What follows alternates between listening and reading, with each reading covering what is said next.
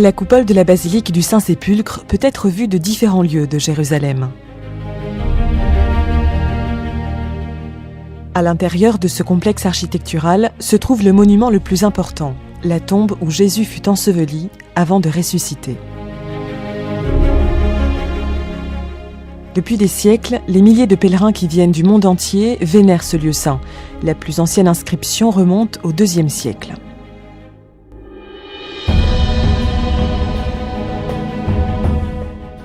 Le Saint-Sépulcre est considéré comme le lieu le plus important de la foi chrétienne, avec plus de 2000 ans d'histoire, de science et de foi.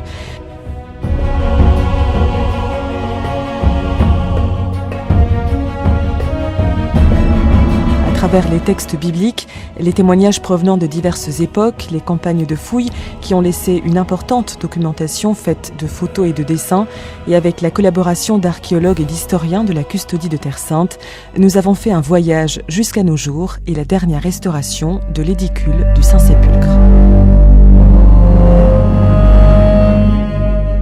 Autour de l'an 33, Jésus fut condamné à mort avant d'être crucifié sur la colline du Golgotha.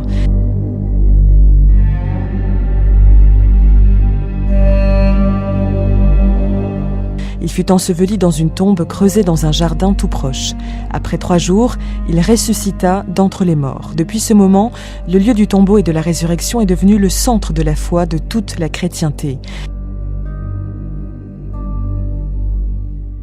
Grâce à la description des évangiles et ensuite des fouilles archéologiques qui ont été faites à l'intérieur du Saint-Sépulcre, nous savons que dans l'Antiquité, au temps du Christ, il y avait une carrière abandonnée à cause de la qualité de la pierre.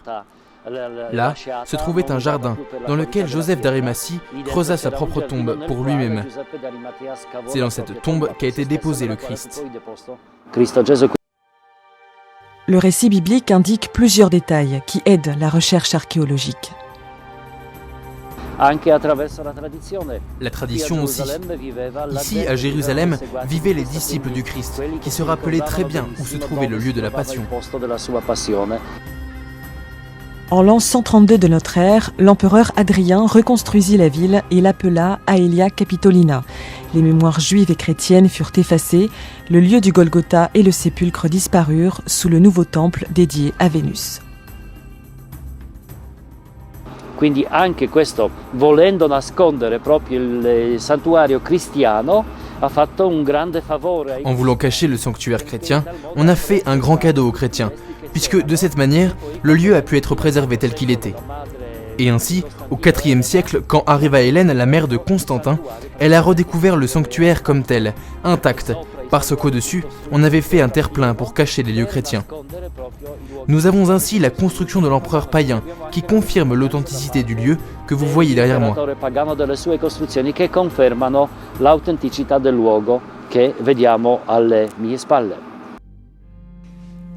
En 335, une fois détruits les temples païens sur volonté de Constantin, la tombe vénérée fut remise à jour et le grandiose complexe du Saint-Sépulcre fut inauguré le 13 septembre 335.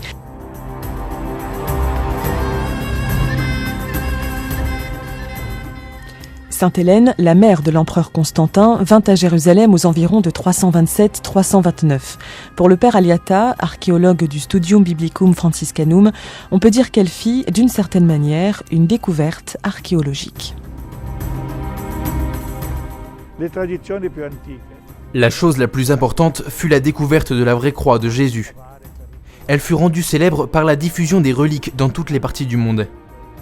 Les plus anciennes traditions nous racontent que l'impératrice voulait fouiller en personne afin de trouver ce témoignage de la mort de Jésus. Son initiative lui permit non seulement de trouver la croix de Jésus, mais également d'autres croix. Il fallait déterminer laquelle fut celle du Christ. Selon certains, celle-ci fut identifiée de façon miraculeuse. Selon d'autres, l'identification put se faire grâce au titulum de la condamnation de Jésus, dont parle l'Évangile, qui mentionne Jésus de Nazareth, le roi des Juifs. Gesù di Nazareth, re dei Giudei.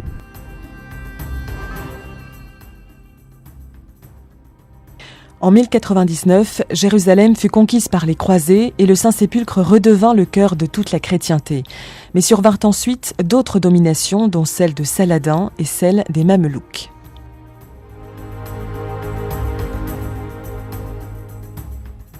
C'est par une bulle du pape Clément VI en 1342 que la garde du Saint-Sépulcre et des lieux saints fut confiée à l'ordre de Saint François d'Assise. C'est à partir de ce moment qu'une communauté franciscaine s'établit à l'intérieur de la basilique. La basilica del Santo Sepolcro è una costruzione storica e antica. La basilique du Saint-Sépulcre est une antique construction qui remonte en partie à l'époque des croisades, au XIIe siècle, et en partie à des époques encore plus anciennes. En 1927, elle fut touchée par un fort tremblement de terre qui provoqua la destruction d'une partie de Jérusalem.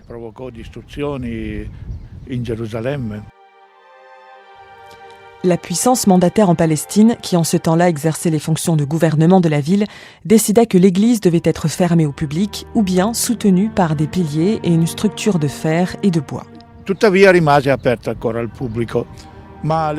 Elle resta pourtant ouverte au public. Mais les trois communautés arrivèrent à la conclusion qu'il était nécessaire d'entreprendre une restauration de l'édifice et trouvèrent le moyen de former une commission technique commune.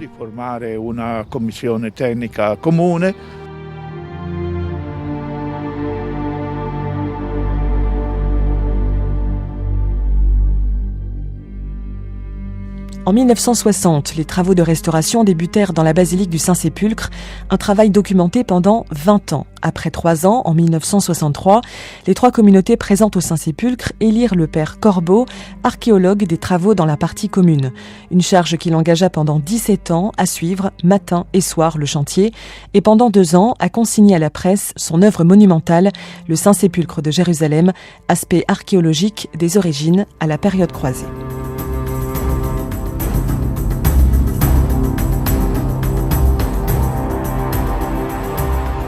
Gli scavi o I lavori al Santo Sepolcro sono durati dal 1960 in pratica fino al 1980. Les fouilles ou les travaux au Saint-Sépulcre ont duré de 1960 à 1980.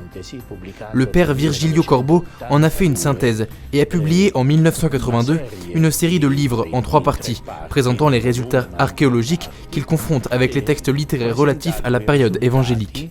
Archeologici confrontati con I testi letterari, con le fonti, relativi al periodo evangelico, per così dire. Ci si è subito accorti che la cava di pietra. Ils se sont rendus compte que la carrière de pierre était la chose la plus ancienne du lieu. Une partie remontait à 8 siècles avant Jésus-Christ, mais une autre partie était encore utilisée à l'époque de Jésus. On pense qu'elle correspond à la topographie typique de la zone du Golgotha au temps de Jésus. C'est sur cette carrière que se sont élevées les différentes constructions. Sulla cava vennero impostate tutte le differenti costruzioni.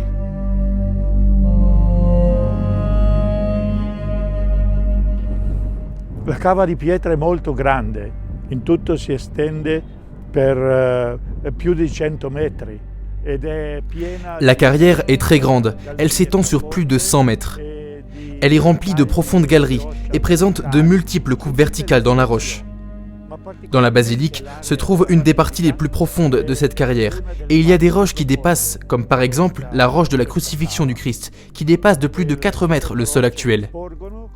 Il y a aussi des parties qui vont en profondeur, par exemple dans la grotte de l'invention de la croix, qui descend à 9 mètres en dessous du sol de la basilique.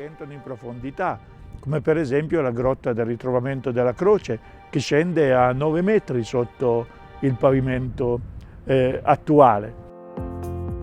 Un travail réalisé à travers le Studium Biblicum Franciscanum de Jérusalem, porteur depuis toujours d'une âme archéologique. L'anima archeologica dello studio biblico francescano è una parte. L'âme archéologique du Studium Biblicum Franciscanum est une partie nécessaire. Elle fait partie de sa contribution. C'est un de ses 2 poumons. Un corps a besoin de 2 poumons pour bien fonctionner. Il en est de même pour le Studium Biblicum Franciscanum. Il a besoin d'une âme linguistique, exégétique, mais aussi d'une âme archéologique qui se fonde dans l'environnement où ces événements sont advenus et y plonge ses racines. Le sue radici nell'ambiente in cui I fatti si sono svolti. Ces 20 années d'un dur labeur archéologique et de restauration ont conduit à un résultat important. 2 anni dopo la fine degli scavi, quindi nel 1982. 2 ans après la fin des fouilles, c'est-à-dire en 1982, le père Corbeau publia le fruit de ses recherches en 3 volumes, 2 de documentation archéologique et 1 de documentation photographique. Ces volumes sont restés jusqu'aujourd'hui au centre de l'attention et sont très complets. Ils sont le résultat de l'étude faite directement par le père Corbeau et ses collaborateurs. Di essere non immaginati ma visti, studiati, disegnati da padre Corbo e dai suoi collaboratori. Dans la présentation de la collection sur le Saint-Sépulcre, le père Virgilio Corbeau écrit « Nous avons fini notre travail de recherche et nous le présentons aux chercheurs. Nous souhaitons seulement qu'il soit lu avec amour envers celui qui est la figure triomphale de ce monument. » Mais comment expliquer que le Saint-Sépulcre soit au centre de la ville? Diversamente al tempo di Cristo, questo medesimo luogo si doveva trovare al di fuori della città. Au temps du Christ, ce lieu devait se trouver en dehors de la ville. On connaît avec exactitude le tracé du mur de la citadelle de Jérusalem où était situé le palais d'Hérode qui allait vers les portiques occidentaux du temple, ce que Flavius Joseph appelait le premier mur de Jérusalem, et ce mur passe à environ 200 mètres du calvaire. Questo muro passa a circa 200 metri di distanza dal Calvario. Si d'un côté le siècle dernier fut pour le Saint-Sépulcre une succession de difficultés liées aux vicissitudes politiques du pays, il fut de l'autre côté le siècle qui permit la conclusion d'accords communs majeurs entre les communautés impliquées dans le statu quo. Per sé lo status quo risale al 1852, però c'è una lunga storia dietro. Le statu quo remonte à 1852, mais c'est une longue histoire qui se cache derrière cette date.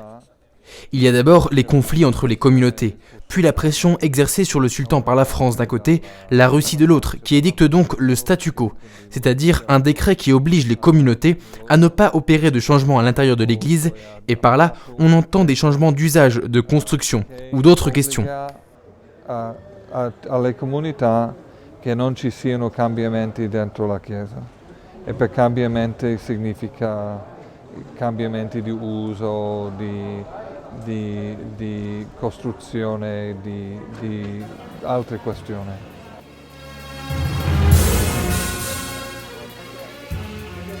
Une fois son seuil franchi, la basilique du Saint-Sépulcre s'ouvre aux pèlerins avec cette charge de souvenirs recueillie dans le lieu même où ces événements advinrent. Ici, Jésus fut crucifié et vainquit la bataille contre la mort.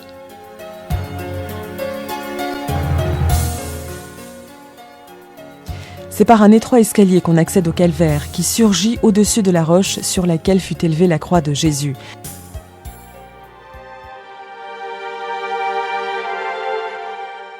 La roche est d'ailleurs visible à travers la paroi vitrée de chaque côté de l'autel.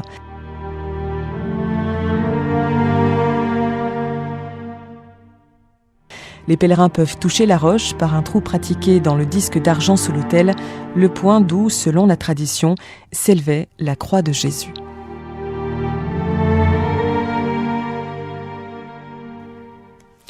Dans la chapelle attenante à celle du calvaire qui appartient aux franciscains, on fait mémoire de la crucifixion.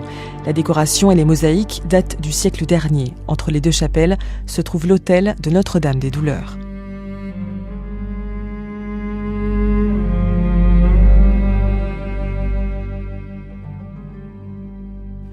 Sous le calvaire, la chapelle d'Adam est parmi les plus anciennes de la basilique. Dans l'abside, on peut voir la fissure de la roche causée, selon une vieille tradition chrétienne, par le tremblement de terre survenu au moment de la mort de Jésus. Cette fissure aurait permis au sang du Christ d'atteindre et de racheter Adam, qui serait enterré dans ce même lieu. Pour les premiers chrétiens, c'était d'ailleurs l'origine du nom Golgotha, le lieu du crâne.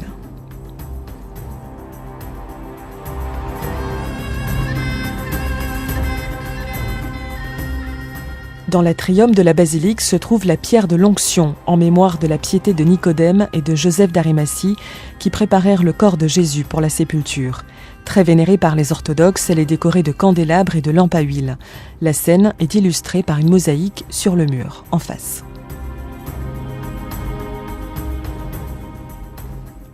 Du déambulatoire descend un escalier vers la chapelle dédiée à Sainte-Hélène.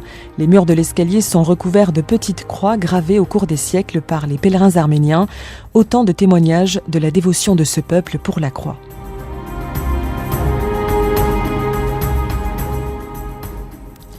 La chapelle a 3 nefs avec 4 colonnes soutenant la coupole est propriété des Arméniens et date du XIIe siècle.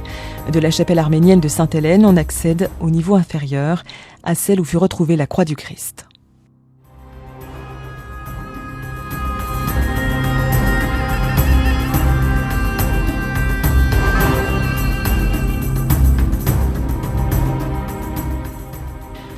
En face de l'édicule s'ouvre l'espace réservé aux Grecs orthodoxes, le Catholicon, qui occupe le centre de la basilique. La confraternité du Saint-Sépulcre, formée de moines grecs orthodoxes, est présidée par le patriarche grec orthodoxe de Jérusalem.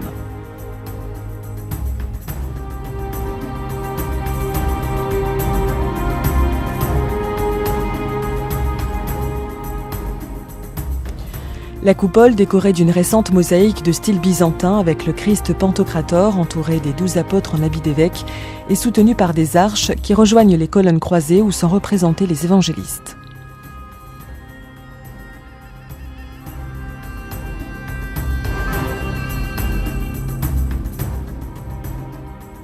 Une fois passées les colonnes de la rotonde, on entre dans l'espace dévolu aux franciscains. L'autel sur la droite est dédié à Marie-Madeleine. Dans cet espace, on célèbre la majeure partie des liturgies. Dans les bâtiments placés au nord de la rotonde, se trouve le couvent franciscain qui abrite les frères chargés d'officier au sépulcre.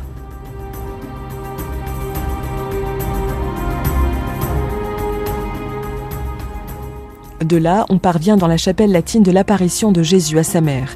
Cette antique mémoire que les évangiles ne racontent pas est rappelée dans cette chapelle où est aussi conservée la colonne de la flagellation. La galerie latérale est formée par une série d'arches dites de la Vierge parce qu'il rappelle la visite de la Vierge Marie au tombeau. Innombrables sont les témoignages de pèlerins, grands auteurs antiques et médiévaux qui jalonnent l'histoire du Saint-Sépulcre. Parmi eux, Eusèbe de Césarée, Cyril de Jérusalem, Saint Jérôme et Égérie. Secondo le ricerche del padre de Bo, lei è venuta interessata dal 300. Selon les recherches du père de Bo, elle est venue en Terre Sainte de 381 à 384 et elle arrivait du nord occidental de l'Espagne, ce qui correspond aujourd'hui à la Galice. C'était une grande dame. Selon plusieurs hypothèses, elle appartenait certainement à la vie religieuse de l'époque. Elle faisait partie d'une communauté de moniales. Formava sicuramente parte di una comunità di monache. Et nous avons des témoignages plus modernes, comme la visite de 4 papes. Paul VI fut le premier successeur de Pierre à visiter la Terre Sainte en 1964, en plein Concile Vatican II. Ovviamente la sua visita è stata anche segnata dall'incontro con il patriarca Atenagora, che è di un'importanza unica per la storia. Sa visite a aussi été marquée par la rencontre avec le patriarche Athénagoras. Une rencontre d'une grande importance pour l'histoire de l'Église et pour les relations entre Églises. Sa sainteté, le pape Jean-Paul II, est venu ici comme pèlerin, mais également comme pasteur. Il a voulu visiter les lieux saints, bien sûr, mais il a voulu aussi rencontrer le plus de personnes possible, de toutes les confessions, et en particulier les chrétiens présents ici. Di tutte le confessioni e in particolare dei cristiani qui presenti. C'est à pied, à travers les ruelles du quartier chrétien de la vieille ville, que Benoît XVI marcha vers le Saint-Sépulcre, objectif principal de son voyage. Dans l'atrium, au pied du Golgotha, il s'inclina pour embrasser la pierre de l'onction.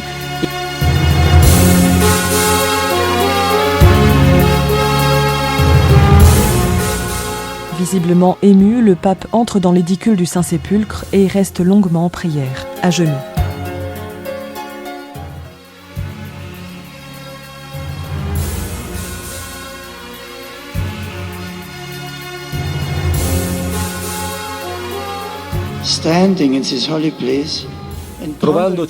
Devant ce lieu saint et méditant cet événement prodigieux, comment ne pas avoir le cœur transpercé tout comme ceux qui les premiers entendirent la prédication de Pierre le jour de la Pentecôte. Ici, le Christ est mort et est ressuscité pour ne plus jamais mourir. Ici, l'histoire de l'humanité a été changée de manière décisive.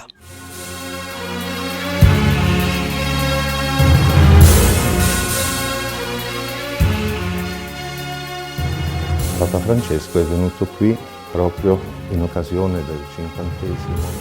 Puis, le pape François est venu à l'occasion du 50e anniversaire de la visite de Paul VI, ici en Terre Sainte, et de sa rencontre avec le patriarche Athénagoras.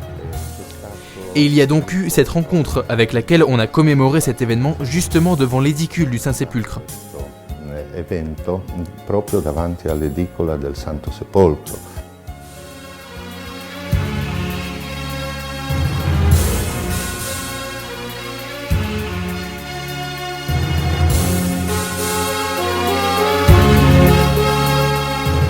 Résurrection est le mot qui revient le plus souvent dans les discours de François et Bartholomé. La résurrection qui après la mort s'est accomplie ici. La résurrection qui unit tous dans une unique foi.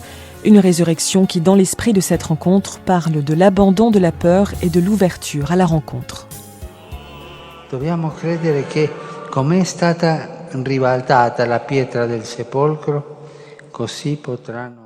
Nous devons croire que comme la pierre du sépulcre a été renversée, de la même façon pourront être levés tous les obstacles qui empêchent encore la pleine communion entre nous. Ce sera une grâce de la résurrection que nous pouvons dès aujourd'hui savourer à l'avance.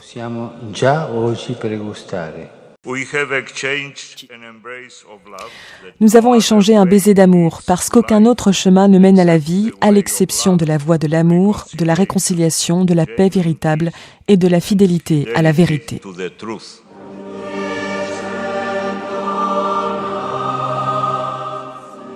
La prière au sépulcre est simple mais émouvante. Le climat de fraternité sincère fait espérer en un futur de communion. Après plusieurs siècles, au cours du printemps 2016, débutèrent les travaux de restauration de l'édicule du Saint-Sépulcre, grâce à l'accord intervenu entre les chefs des 3 communautés gardiennes de la basilique, les franciscains, les grecs orthodoxes et les arméniens.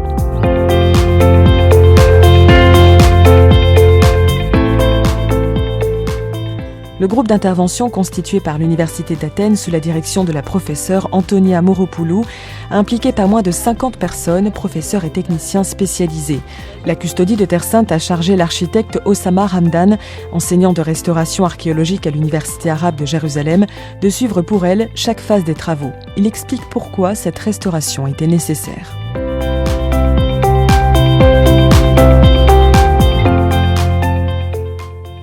Che praticamente la cupola era aperta e portava praticamente acqua sopra l'edicola. Allora ha creato alcuni problemi, specialmente problemi strutturali, che praticamente i muri si sono gonfiati e praticamente non erano più stretti, non erano più verticali. Avant, la coupole était ouverte et l'eau de pluie tombait sur l'édicule, créant ainsi plusieurs problèmes d'ordre structurel, et les murs se sont gonflés. À l'époque du mandat britannique, les Anglais avaient renforcé les murs de l'édicule avec des barres de fer pour les contenir. Cette situation a duré presque 100 ans, et il n'était plus possible de les contenir. L'intervention a été lancée pour sauver la structure de l'édicule. Il y avait aussi une visée conservatrice, car rien n'a été changé dans l'aspect extérieur de l'édicule. Mais la majeure partie des travaux s'est concentrée sur le renforcement de la structure verticale et horizontale de l'édicule. Praticamente quasi non è cambiato niente dall'aspetto esterno dell'edicola, ma erano la maggior parte dei lavori per rafforzare la struttura verticale e orizzontale dell'edicola. Durant les phases préparatoires et exécutives des travaux, des recherches ont été menées avec des sondes endoscopiques, scanners, ultrasons, rayons infrarouges et rayons X, c'est-à-dire des méthodes non invasives pour obtenir des informations sur des éléments impossibles à voir de l'extérieur, comme la présence de maçonnerie antérieure, la consistance du noyau rocheux originel et le cheminement des canaux cachés qui sont à l'origine des remontées d'humidité.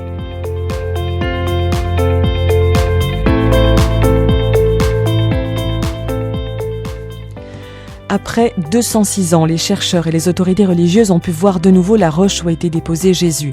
Mercredi 26 octobre, l'édicule, la petite chapelle qui abrite le Saint-Sépulcre, a été fermée pour des travaux historiques. Pour la première fois depuis 1810, la plaque de marbre qui recouvre le lieu sous lequel se trouvent les restes de la roche du tombeau de Jésus a été déplacée. L'unique précédent remonte à 1555.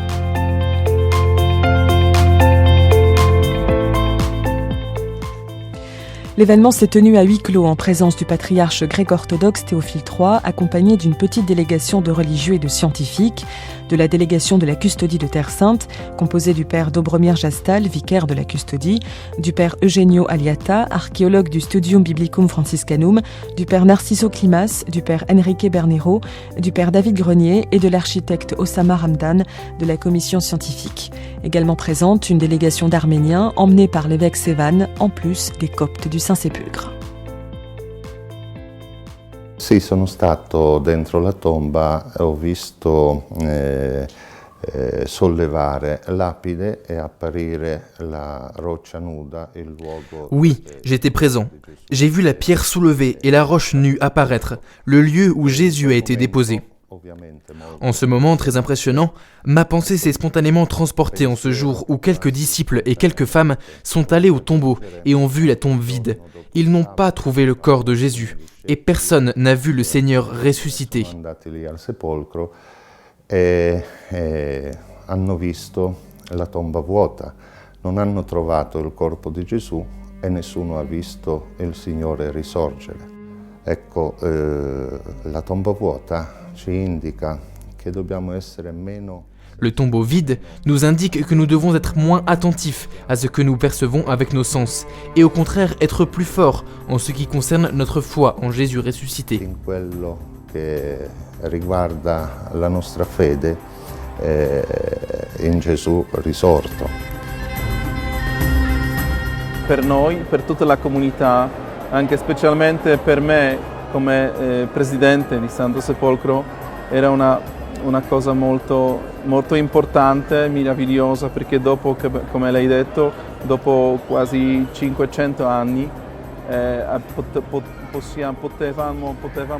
Ça a été très important pour nous, pour toute la communauté et pour moi, parce qu'après presque 500 ans, nous avons pu voir la vraie roche. Avec respect et dans le silence, nous avons attendu le déplacement de la pierre pour voir le marbre de l'époque constantinienne, celui avec la croix. D'abord, je pensais que cette croix était de l'époque croisée, mais ils nous ont dit que ce marbre remontait au temps de Sainte Hélène.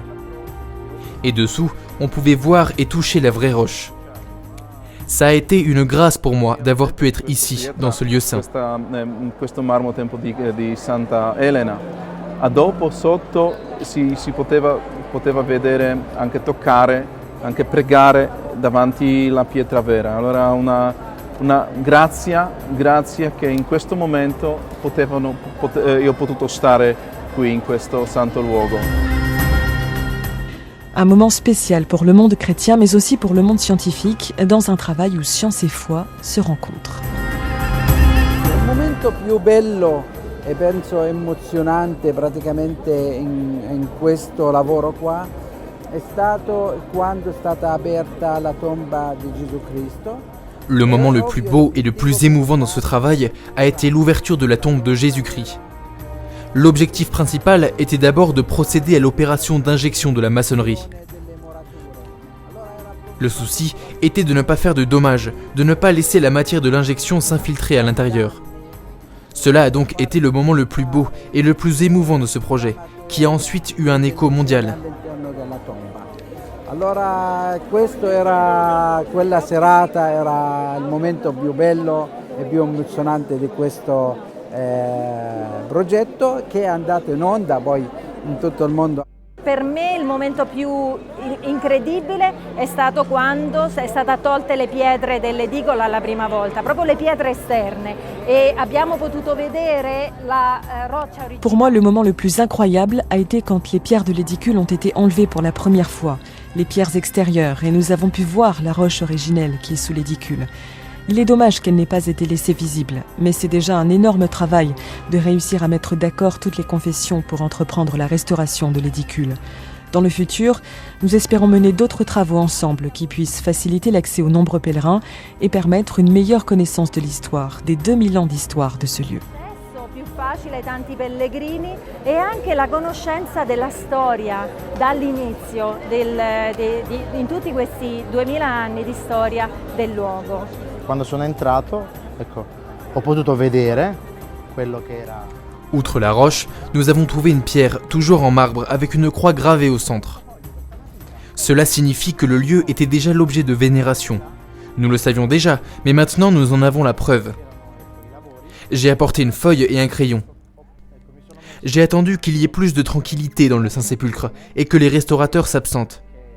Et c'est avec une grande émotion, puisque je savais être parmi les rares qui ont pu voir cette redécouverte de la roche du tombeau et de la résurrection, que j'ai dessiné ce que j'ai vu.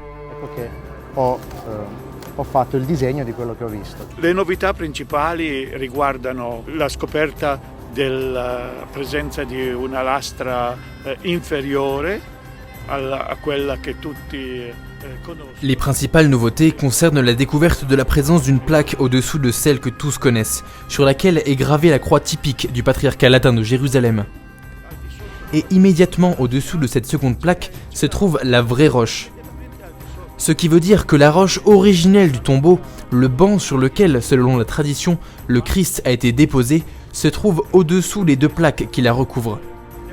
Elle s'élève à 35 cm au-dessus du sol actuel, mais nous ne savons exactement à combien par rapport au sol originel. È alto circa 35 cm sopra il pavimento moderno, non sappiamo quanto esattamente sul pavimento antico.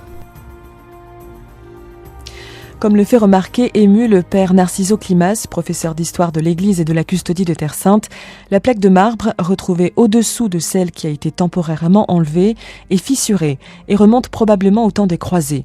La position du banc et des restes de la roche dans laquelle la tombe fut creusée, retrouvée dans le mur qui entoure l'édicule, semblerait indiquer qu'il s'agit d'un arcosolium, une tombe typique de cette époque, et non d'une tombe à Chorim, comme plusieurs le soutenaient jusqu'ici. La confirmation viendra des archéologues. Ecco, non tutto è possibile verificare direttamente. Il Vangelo dà una serie di testimonianze molto preziose. Il n'est pas possible de tout vérifier directement. L'Évangile donne une série de témoignages très précieux sur la pierre roulée et sur la petitesse de l'ouverture à travers laquelle on peut regarder, seulement en se baissant, à l'intérieur. L'essentiel de ce que dit l'Évangile, un tombeau taillé dans la roche dans lequel fut déposé le Seigneur, semble être confirmé par les plus récentes recherches. Nessuno era deposto, il Signore viene posto per primo, sembra essere confermato dalle indagini più recenti.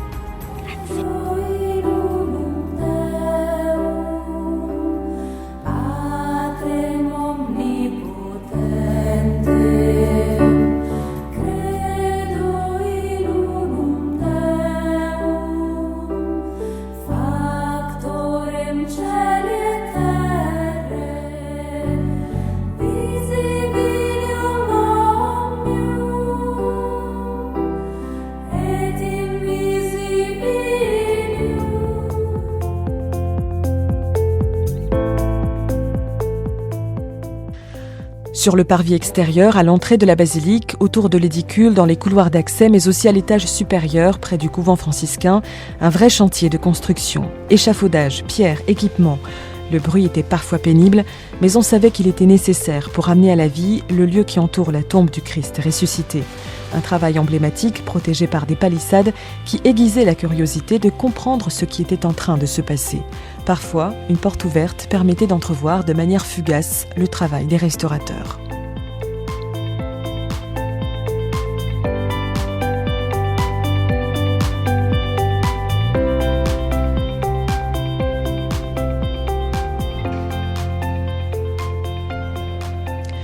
Il y a un temps pour tout, un temps pour chaque chose sous le ciel. De longs mois ont passé depuis l'arrivée des matériaux pour les travaux, la taille des pierres et le nettoyage de la suie. Le temps est enfin venu de retirer les échafaudages et les poutres de fer qui soutenaient l'édicule. Il est donc maintenant possible de voir l'édicule rendu comme neuf, restauré et nettoyé, paré de sa couleur originelle.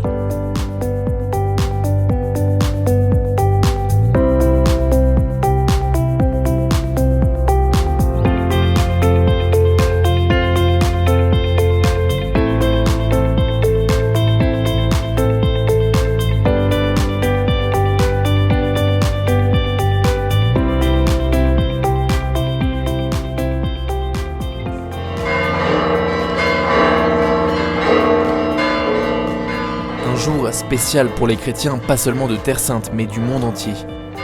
À Jérusalem, mercredi 22 mars à 10h, s'est tenue la célébration œcuménique de conclusion des travaux de restauration et de réhabilitation de l'édicule du Saint-Sépulcre.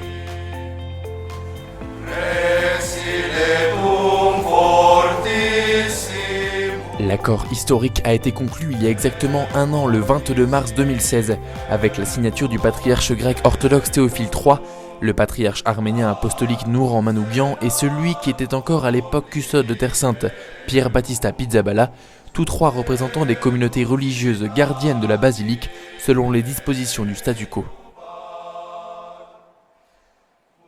Au premier rang, à la cérémonie, outre les trois signataires, l'actuel custode de Terre Sainte, le père Francesco Patton, le nonce apostolique Giuseppe Lazzarotto représentant le Saint-Siège et l'archevêque de Constantinople, le patriarche œcuménique Bartholomée Ier.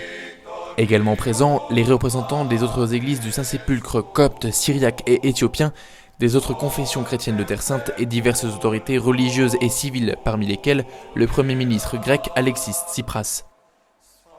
Pour les nombreux fidèles qui ont rempli la basilique, il s'est agi de toute évidence d'un moment historique.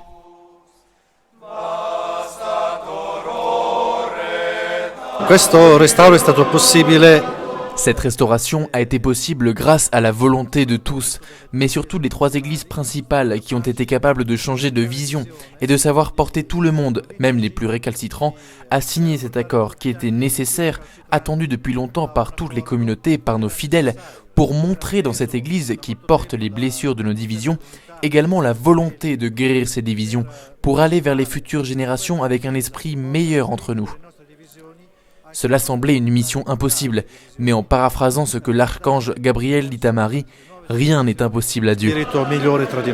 Sembrava una mission impossible, ecco, e invece, parafrasando quello che l'angelo Gabriele dice a Maria, nulla è impossibile con Dio. It's a message to the world and to our region here that we can. C'est un message pour le monde et pour nos communautés ici. Ce que l'on dit impossible peut devenir possible. C'est ce qui s'est passé aujourd'hui. Je pense que la restauration est un signe d'inspiration pour tous. Que, comme êtres humains, nous puissions nous dépasser et parvenir à une cohabitation pacifique et harmonieuse et partager la Terre Sainte et surtout Jérusalem qui est sacrée pour les trois religions abrahamiques, judaïsme, christianisme et islam. Holy land and especially Jerusalem that is equally sacred to the Abrahamic faiths, Judaism, Christianity and of course Islam. Les travaux, qui ont duré 10 mois et ont été dirigés par la professeure Antonia Moropoulou de l'Université nationale technique d'Athènes, ont impliqué une intervention de conservation et de restructuration.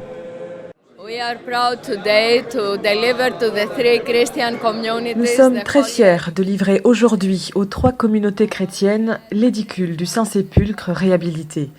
Nous avons dû affronter de grands défis comme le rétablissement de l'intégrité de la structure, la correction des déformations, et nous les avons remportés. Révéler la valeur du lieu, préserver et montrer une continuité historique, ce sont des choses qui aujourd'hui sont accomplies.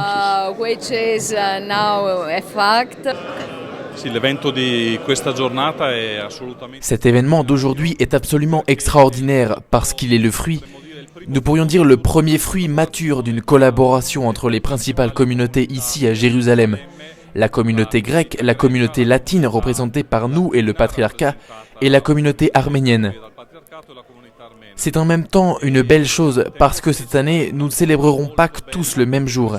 Et c'est peut-être un signe que dans le futur, nous pourrons la célébrer ensemble et pas seulement le même jour.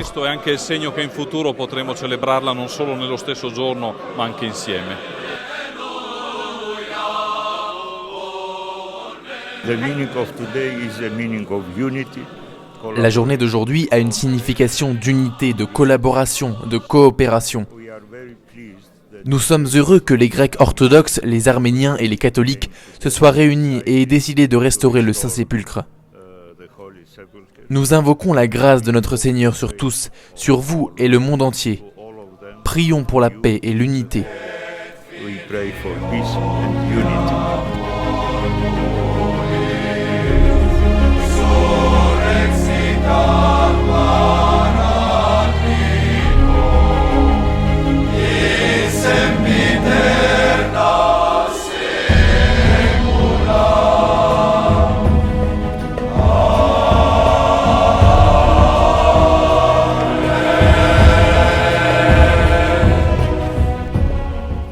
C'est justement ce dimanche des Rameaux qu'a eu lieu la procession autour de l'édicule restauré. À Jérusalem, dans la basilique de la Résurrection, c'est toujours la Pâque du Seigneur. La tombe vide l'atteste, l'Évangile le proclame, le Seigneur est vraiment ressuscité.